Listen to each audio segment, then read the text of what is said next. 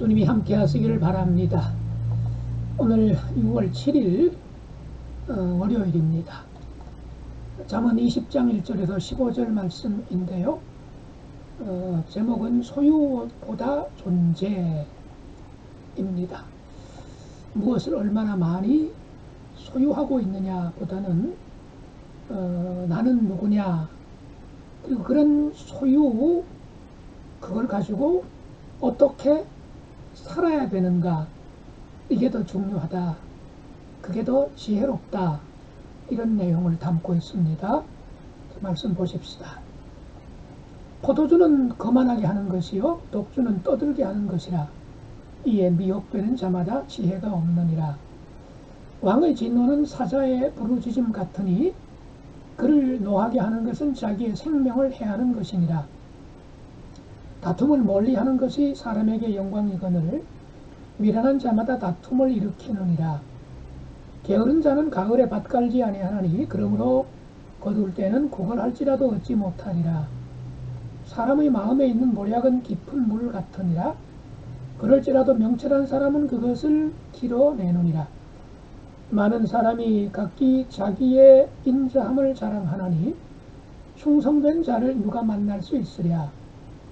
온전하게 행하는 자가 의인이라. 그의 후손에게 복이 있느니라.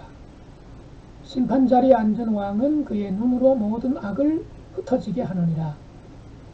내가 내 마음을 정하게 하였다, 내 죄를 깨끗하게 하였다 할 자가 누구냐. 한결같지 않은 저울추와 한결같지 않은 되는 다 여호와께서 미워하시느니라. 비록 아이라도 자기의 동작으로 자기 품행이 청결한 여부와 정직한 여부를 나타내느니라. 듣는 귀와 보는 눈은 다 여호와께서 지으신 것이니라. 너는 잠자기를 좋아하지 말라. 내가 빈궁하게 될까 두려우니라. 내 눈을 뜨라. 그리하면 양식이 족하리라. 물건을 사는 자가 좋지 못하다 하다가 돌아간 후에는 자랑하느니라. 세상에 금도 있고 진주도 많거니와 지혜로운 입술이 더욱 귀한 보배니라. 하나님이 어떤 분이시라고 말씀하십니까? 우리 하나님은 오늘 본문 속에서는 상업행위, 물건을 사고 파는 경제행위에 있어서 정직할 것을, 솔직할 것을 원하시는 분이시라고 말씀을 합니다. 즉 속이는 것, 비양심적인 상행위, 이거 하나님이 미워하신다는 거죠. 싫어하신다는 거죠. 10절 말씀 보겠습니다. 한결같지 않은 저울추와 한결같지 않은 배는 다 여호와께서 미워하시느니라. 도량형, 그 두 종류의 도량형을 사용해서 물건을 살 때 쓰는 저울과 팔 때 쓰는 저울이 다르다면 이거 상대방에게 손해를 끼치는 거지요. 그야말로 눈 뜨고 사람 속이는 거고요. 그건 하나님께서 많이 지켜보시는데 그 하나님 미워하신다는 거죠. 결국 그런 사람 하나님이 복 주실 수가 없다는 거죠. 당장은 뭐 작은 이익 같은 거 얻을 수가 있겠지만 결국 남아있지 못하게 되겠지요. 그래서 부도덕한 상행위는 정직과 부정직의 문제를 넘어서 사람을 내 이익의 수단으로, 도구로 전락시키는 것과 같습니다. 하나님의 형상으로 지음받은 인격체인 인간을 나의 목적을 위해서 상대화시키고 물건화시키고 수단화시켜버리는, 그건 곧 하나님을 물건화, 수단화, 도구화시키는 것과 통하는 문제이니까 하나님이 싫어하실 수밖에, 하나님이 무시당하시는 것과 같은 거죠. 그래서 그 사람의 안전과 생명보다도 돈을 더 우선시하는 우리 그 사회에 그림자들이 꽤 많지 않습니까? 이런 거 정말 우리가 바로 잡아야 되는데, 돈보다 생명이라고 하는 거. 예, 뿐만 아니라 14절 볼까요? 물건을 사는 자가 좋지 못하다 하다가 돌아간 후에는 자랑하느니라. 이제 소비자의 이야기를 하고 있네요. 그러니까 앞에서 그 저울추 이야기는 판매자의 입장을 얘기하는 거고, 14절은 소비자 입장을 이야기하는 겁니다. 즉 판매자의 경우에는 별로 좋지 않은 것인데 좋다고 속이는 것, 이를테면 국산이 아닌데 수입품인데 국산이라고 속이는 것, 그래서 비싸게 받는 거죠. 거기서 이제 폭리를 취하거나 상대방을 속이는 것, 이게 이제 하나님이 미워하시는 것이라고 한다면, 소비자 입장에서는 판매자 앞에서 가게나 뭐 이렇게 물건을 사러 가서 그 물건을 살펴보면서, 아이고 이거 안 좋네, 이거 혹시 뭐 싸구려 아니에요? 이거 뭐 그냥 중국산 아니에요? 이런 식으로 아주 물건을 자기가 보기에는 이게 괜찮은 건데 조금이라도 이제 깎기 위해서 그렇게 이제 좀 함부로 이제 말을 하는 경우가 있잖아요. 이거 역시 하나님이 별로 안 좋아하신다는 거죠. 물건을 사는 자가 좋지 못하다 하다가 돌아간 후에는 자랑하느니라. 예, 이런 경우 하나님이 싫어하신다는 거죠. 그러니까 정직한, 솔직한 그런 상거래, 파는 사람 입장에서는 적절한 이윤을 붙여서 판매를 해야 되겠고, 사는 사람 입장에서는 파는 사람이 적절한 이익을 볼 수 있고, 나도 이 정도의 값이면 이 물건은 그 정도의 가치가 있다, 이렇게 생각하면서 계속 지속될 수 있는, 신뢰할 수 있는 상거래가 하나님 인정하시는 경제 생활이라고 하는 거죠. 예, 그래서 옛날 이야기입니다만은 콩나물값 너무 깎지 말고, 또는 좀 처음 온 사람 같고 객지에서 온 사람 같이 보인다고 해서 이른바 바가지 요금, 이런 거는 이제는 정말 없어져야 되죠. 후진국 아니겠습니까? 이게 이제 한 번 속지 두 번 안 속거든요. 결국은 장기적으로 보면 속여서 팔면 파는 사람이 손해고요. 또 내가 판매하는 사람을 윽박지르거나 속여서 물건을 싸게 샀다고 하면 당장은 내가 유익이 될지 모르지만 그 물건을, 그 옷을 입을 때마다, 사용할 때마다 좀 양심이 좀 찔리지 않을까요? 그리고 그런 소문이 주변에 알려질 수도 있죠. 그래서 참 안타까운 그런 얘기 하잖아요. 예수쟁이들은 자신이 얼마나 깎으려고 하는지 모른다고. 좀 그런 얘기는 안 들었으면 좋겠습니다. 예, 정당한, 정직한 상거래, 이게 우리 그리스도인들이 가져야 될 경제 생활의 기본 자세 아닌가 싶습니다. 1절 말씀으로 돌아가 보십시다. 포도주는 거만하게 하는 것이요 독주는 떠들게 하는 것이라. 이에 미혹되는 자마다 지혜가 없느니라. 우리 문화에는 뭐 포도주 문화가 아직은 대중화가 안 됐죠. 그러나 유럽, 특별히 이제 그 석회암 지대에 살고 있는 유럽, 이스라엘도 포함이 됩니다. 그곳에는 이 포도주를 마시지 않으면, 또는 그 감람 열매를 맺기에 이제 먹지 않으면 굉장히 그 골다공증이라든가 체내에 이 석회질 같은 것들이 체내에 쌓여서 건강이 굉장히 안 좋아진다고 그러죠. 그래서 그걸 이제 중화시키거나 걸러내는 데에 포도주하고 이 감람 그 올리브가 굉장히 몸에 좋다고 합니다. 그러다 보니까 그 유럽이나 이런 쪽에서는 이제 포도주를 식사 때마다 조금씩 마시기도 하고, 또 독일 같은 경우는 이제 맥주를 뭐 음료처럼 그렇게 마신다고 하는 걸 우리가 알고 있죠. 우리나라에서는 뭐 물이 많으니까 또 토양이 원래 오염되기 전에는 좋았으니까 그런 문화가 일반화되지는 않았습니다. 그럼에도 불구하고 포도주가 우리의 어떤 그 음료처럼 여겨지는 그 이스라엘 사회 속에서도 포도주를 많이 마시게 되면 결국에는 취하게 될 수밖에 없는 거죠. 알코올이 많이 들어가게 되면 취하게 되고, 취하게 되면 우리의 어떤 그 이성이 조금씩 그 기능이 약화가 되고, 이성에 의해서 이제 이렇게 자제되었던 감성과 감정이 조금씩 열리면서 오히려 감정이, 기분이 우리의 이성을 이렇게 눌러버리는 역전 현상이 나타나게 되죠. 그러다 보면 평소에 하지 않던 말, 평소에 하지 않던 행동, 이런 것들이 그냥 자기도 모르게 막 드러나지 않습니까? 그래서 뭐 길거리에서 이른바 노상방뇨도 하고 고성방가하기도 하고 다투기도 하고요. 이런 문제가 생기지요. 포도주는 거만하게 하는 것이요, 독주는 떠들게 하는 것이다. 설명이 필요 없습니다.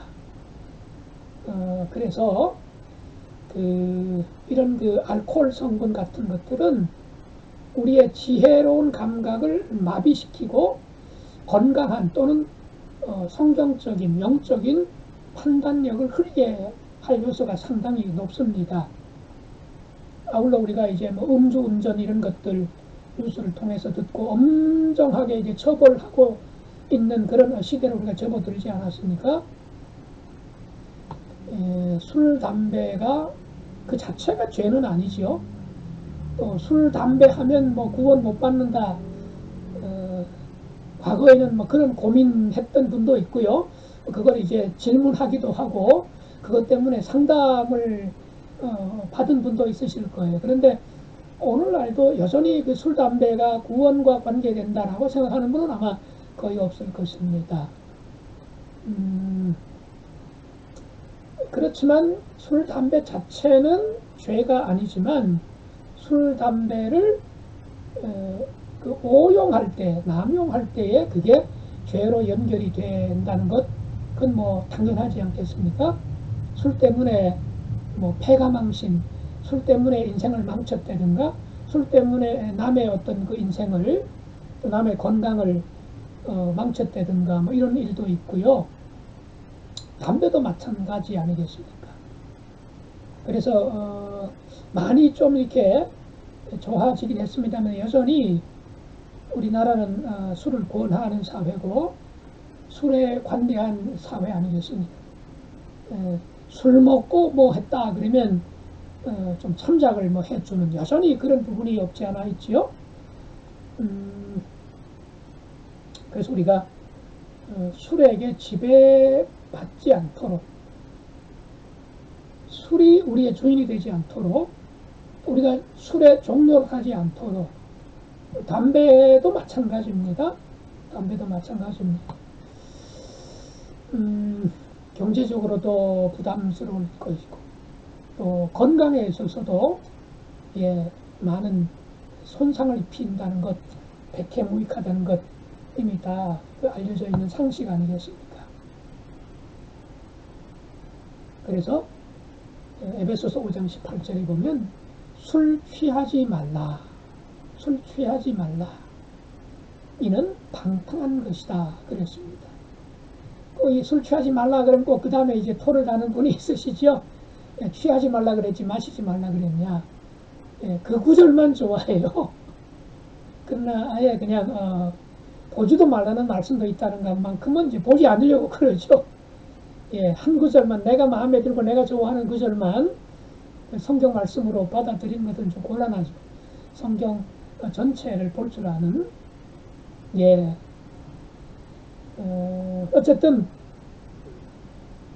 우리의 건강을 위해서, 믿음의 경건함을 위해서도 할 수 있으면 좀 피하고, 또는 버리고 성령 충만하고 말씀 충만하고 그렇게 살아가는 것이 100배 더 유익하다는 사실이죠. 그 다음에 이제 15절 말씀 보겠습니다. 세상에 금도 있고 진수도 많거니와 지혜로운 입술이 더욱 귀한 보배니라. 사실 그렇죠. 물 없이는 우리가 하루도 못 살아갑니다. 공기 없이는 뭐 1분도 버티기가 힘들지 않습니다.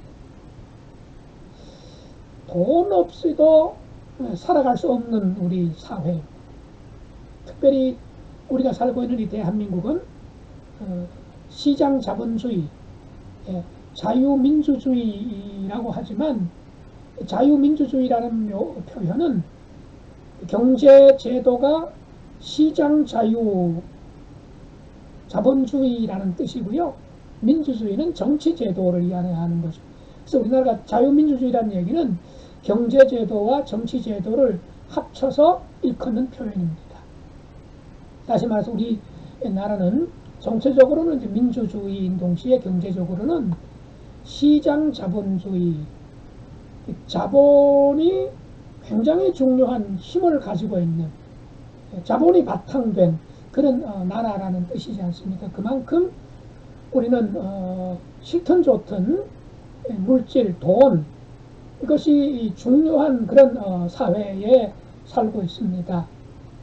그래서 돈이 중요하다. 돈 없으면 서럽더라. 역시 돈이 있어야 큰 소리 치고 돈 가지고 있으니까 나를 좀 인정해 주더라, 이런 말을 하고 있지 않습니까? 그게 부인할 수 없는 현실이기도 하고요.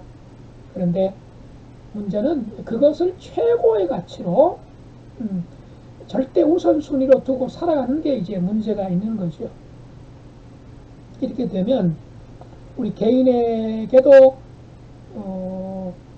참 그 슬픔일 수도 있고요. 사회도 나라도 행복할 수가 없는 겁니다.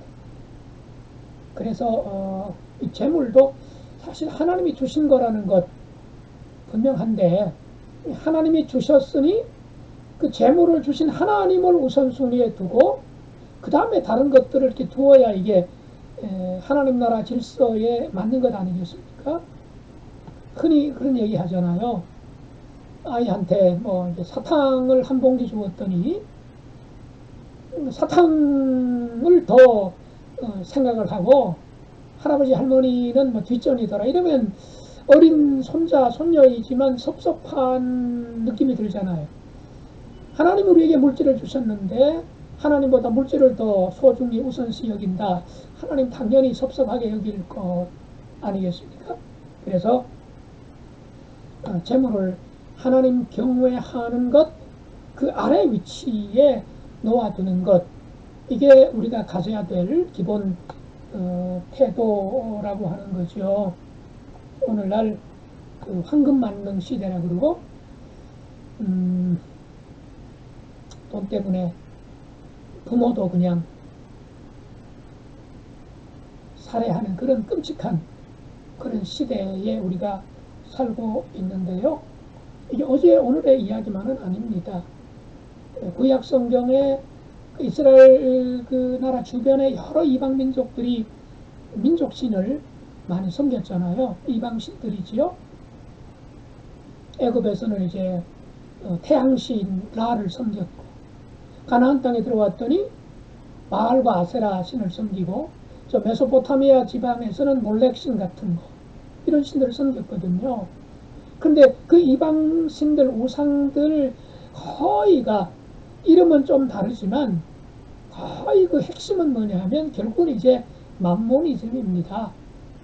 그런 신들한테 잘 보이면 제때 비도 내려주고 농사 잘 되게 하고 또 목축업 잘 되게 해주고 자식들 많이 낳게 하고 뭐 이런 것들이에요. 철저하게 물질주의적인 거죠. 그러니까 신을 왜 섬겼냐, 왜 우상을 숭배했느냐 하면 잘 먹고 잘 살기 위한 것이었습니다. 그러니까 신을 섬기고 기쁘게 하는 그 신중심이 아니라 자기들 목적을 위해서 신을 도구화시킨 거죠. 이게 우상 숭배입니다. 그래서 자기를 위하여 우상을 만들었다 이런 표현이 성경에 나오거든요. 그런데 오늘날 기독교인 중에서도 하나님을 섬기는, 예수님을 믿는 이유가 잘 먹고 잘 살기 위해서, 돈 많이 벌고 출세하고 성공하기 위해서, 그래서 필요할 때 하나님 찾고 도와달라 그러고 이런 쪽에만 집중하는 사람이 있다는 거죠. 이건 사실은 기독교 안에 있는 우상 숭배라고까지도 말할 수가 있습니다. 조금 심한 표현이 될 수 있지만 우리의 신앙 속에서도 이런 생각이 얼마든지 비집고 들어올 수가 있습니다. 경계해야 되고 조심해야 됩니다. 그래서 말씀에 그렇게 기록이 되어 있잖아요. 돈을 사랑함이 일만하게 뿌리가 된다. 돈을 하나님보다도 더 우선순위에 두는 것이 우상 숭배의 출발점이 되는 거고 여러 가지 악을 저지르는 첫걸음이 된다고 하는 것이요. 예, 자본주의 체제 속에서 돈 없이는 하루도 살 수 없는 세상 속에 살고 있기 때문에 돈 필요하고요. 돈 중요합니다. 문제는 우선순위를 잘 정하고 살아갈 때에 하나님께서 우리 영혼이 잘 됨 같이 강건하고 범사가 잘 되게 해주신다고 하는 말씀 우리는 믿습니다. 기도하겠습니다. 하나님 우리 아버지, 오늘 말씀 속에서 다시 한번 생각합니다. 소유보다 존재가 더 중요하다는 것. 이 세상에 있는 모든 것들 다 하나님의 것인데, 하나님이 우리에게 허락해 주신 것인데 우리는 주신 것을 내 것인 양 내가 마음대로 쓸 수 있는 것처럼 여길 때가 참 많습니다. 또 그렇게 살아올 때가 얼마나 많았는지요. 그러나 모든 것의 원천은 하나님이시고 모든 소유권은 주님이라는 사실, 우리는 단지 하나님이 맡겨주신 기간 동안 잠시 이 땅에 사는 동안 빌려서 쓰는 임차인이요 성직이라는 사실을 잊지 않게 해 주시옵소서. 궁핍하지 않게 하되 가난에 찌들지 않게 하되 하나님보다 더 돈을, 물질을 앞세우지 않도록 바른 우선순위를 변치 않고 유지하며 하나님을, 우리 주님을 언제나 가장 우선순위에 두고 살아가는 지혜로운 하나님의 백성들 될 수 있도록 은총 베풀어 주옵소서. 예수님의 이름으로 기도드리옵나이다. 아멘.